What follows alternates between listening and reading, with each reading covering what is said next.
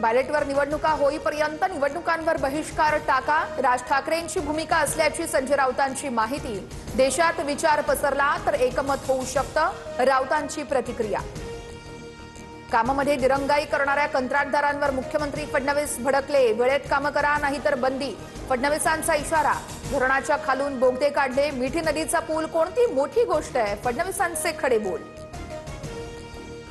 दिल्लीतील जंतर मंतर मैदानावरती कॉक्रोच जनता पार्टीचं आंदोलन, नीट पेपरफुटी प्रकरणी केंद्रीय शिक्षण मंत्र्यांच्या राजीनाम्याची मागणी। अभिजित दिपके, सोनम वांगचुक यांच्यासह तरुणांचा मोठ्या संख्येने आंदोलनामध्ये सहभाग। केंद्रीय शिक्षण मंत्री धर्मेंद्र प्रधान यांनी राजीनामा न दिल्यास पुन्हा आंदोलन करणार, अभिजित दिपके यांची घोषणा। पुढच्या शनिवारी पुन्हा आंदोलन करण्याचा इशारा। मुंबई महापालिकेच्या नालेसफाई संदर्भातच्या दाव्याचा मनसेकडून रिअॅलिटी चेक, नगरसेवक यशवंत किलेदारांकडून बोटीतून पाहणी, तर साकेनाका खैराणी रोड परिसरात मनसे पदाधिकाऱ्यांचं आंदोलन।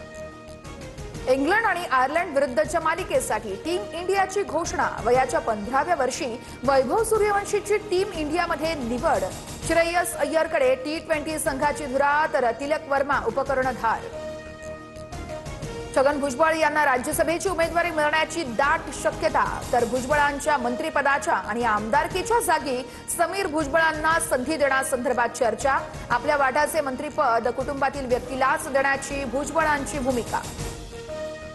विधान परिषद निवडणुकीमध्ये घोडेबाजार झाला, पुरावे द्यायला तयार आहे, भाजपने तोंड उघडायला लावू नये, खासदार सुप्रिया सुळेंचा भाजपला इशारा।